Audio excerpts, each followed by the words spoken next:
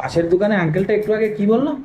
Mobile ইকান টিপতে টিপতে ও বাটম bottom eco বলে খাই দিয়েছে বলে। তুমি চিনো বটম কি? হ্যাঁ দেখ মাধব। সো খুব মজার একটা ডায়লগ শুনলেন। আজকের সবচেয়ে মজার ডায়লগ ছিল এটা।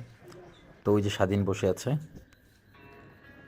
দূর থেকে দেখা যাচ্ছিল কি চিপস এটা? অনেকদিন তার চুলটা কাটানো হয় না। বলো। তো সেলুনে গিয়ে বসলাম জানো না ওয়েটিং জোনে। কেন? তো বললো যে বাবা একটু চিপস খাবো, চিপসের সাথে নাকি জুসও খাবে। তো চিপস এবং জুস নিয়ে ওয়েটিং জোনে অপেক্ষা করছি কখন সিরিয়াল আসবে। স্যার একটা ছোটো বাবু চুল কাটছিল, এর ভিতরে আমি স্বাধীনকে নিয়ে গল্প করছি। অ্যাজ ইউজুয়াল যেরকম সময় কাটে। তারপর চিপস খেতে খেতে জুসটাও নিয়ে আসলাম আরেকটা দোকান থেকে। স্বাধীন জুস খাবে, প্রিপারেশন নিচ্ছে, এবং জুসের ডেট চেক করে তাকে জুসটা খাওয়ানো শুরু করলাম, প্রাণ জুস। তো স্বাধীনের এই ভিডিওটা একটু এক্সেপশনাল, কারণ তাকে নিয়ে আমি কখনোই যাইনি সেলুনে। তো যেহেতু চুলটা বড় হয়ে গেছে, আজকে আমি নিজেই তাকে নিয়ে গেলাম। সো একটার পরে একটা কল আসছে, ব্যস্ততা, তার মাঝে ওকে একটু সময় দেওয়া। তো কিছুক্ষণ পরেই তার হেয়ার স্টাইলিং কাজ শুরু হবে, দেখতে থাকুন। ফার্স্ট প্রিপারেশন, গলার মধ্যে একটা কিছু বেঁধে দেওয়া হচ্ছে যাতে চুল কাটার সময় গলার মধ্যে চুলগুলো না পড়ে বা অন্য কোনো কারণে।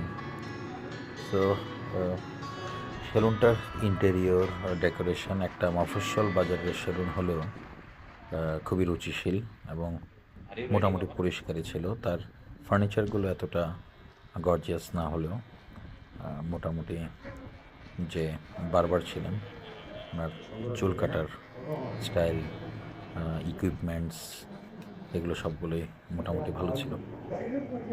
সবচেয়ে ভালো লেগেছে তার ডেকোরেশনটা, এবং পুরো ভিডিওটি আমি করছিলাম। তো তাকে যখন জিজ্ঞেস করা হলো, মজার ব্যাপার হলো, স্বাধীনকে বলা হলো তোমার চুলটা কী করতে হবে, তখন সে বললো যে স্টেই করতে হবে। স্ট্রেট তো বলতে পারছে না, বলে স্টেই করতে হবে। তো যাই হোক, সিনেমাটোগ্রাফির কাজ চলছে, পিছন দিকে একটা ব্যাকআপার ডিজাইন হয়ে গেল। তো এখনও চুল কাটা অনেকটাই বাকি। সো তাকে বিভিন্ন অ্যাঙ্গেল থেকে, ডান দিকে বাম দিকে, মানে তাকে একটু এঙ্গেজ রাখা যাতে ঘুম না লেগে যায় বা ডিস্টার্ব ফিল না করে, বোর না ফিল করে, এবং সুন্দর একটা হেয়ার স্টাইল যাতে সে পায় এই কারণে।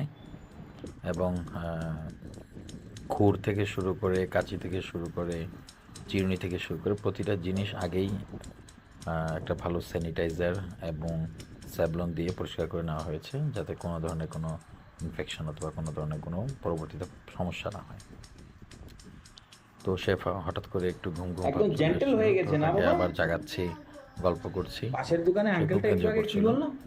মোবাইল ইকান টিপতে টিপতে ও সো বাটম মোটামুটি বটম আজকের ইকো বলে খাই বিকালটা দিয়েছে বলে। চুল কাটানোর সময় তুমি সে চিনো খুব বটম এনজয় কি? করেছে এবং আমিও খুব বেশি এনজয় দেখ মাধব করেছি। নারায়ণ।